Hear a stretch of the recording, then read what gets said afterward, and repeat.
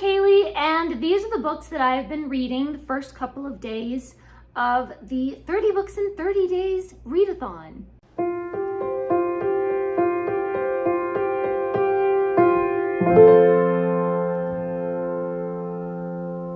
So for the first 2 days in September, I actually had a 2-day migraine. So delightful. But I was still able to get some reading done, and then today I was able to catch up, and I'm almost caught up with the reading that I missed during the migraine days. So I read the Bobsy Twins' Own Little Railroad. A friend of the Bobsys is moving, and they give this little train engine to the Bobsy Twins. The engine is just big enough to pull a car that seats 5 or 6 people. The twins have a lot of fun setting up the tracks and putting water in the boiler and getting a fire started to get the steam building. And they go whizzing around the track, and Bert learns how to operate the engine by himself.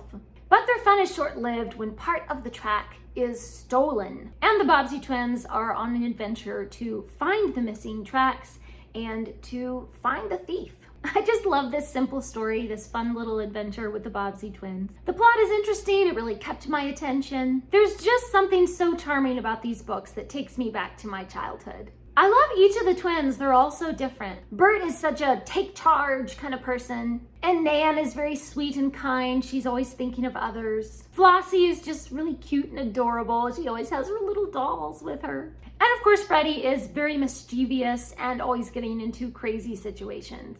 This is such a fun little story, and I gave it 4 stars.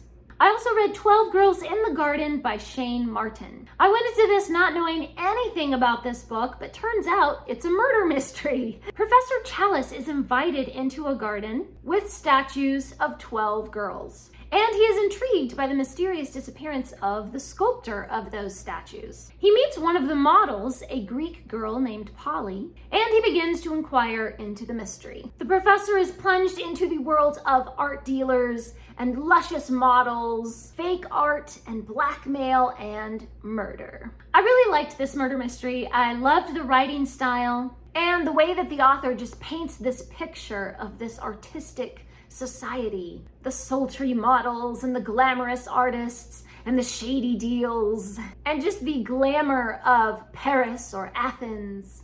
And I really liked the character of Professor Chalice. He's old and he's just very curious and intelligent. He's full of charm, and the characters around him, they're all hiding their own little secrets. But he very cleverly calls their bluff and finds out the truth. There were several plot twists that took me by surprise, and there are a few really wonderful, suspenseful scenes and wild moments of danger. It was really enjoyable, but it wasn't like amazing.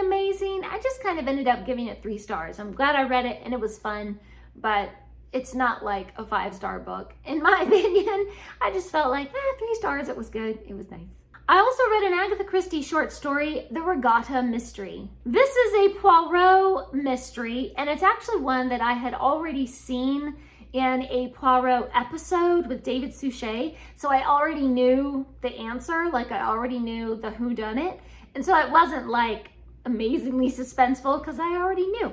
But there were a few things that were slightly different from this short story to the episode that I had watched. And so that was kind of fun to see a few of those little details that were different.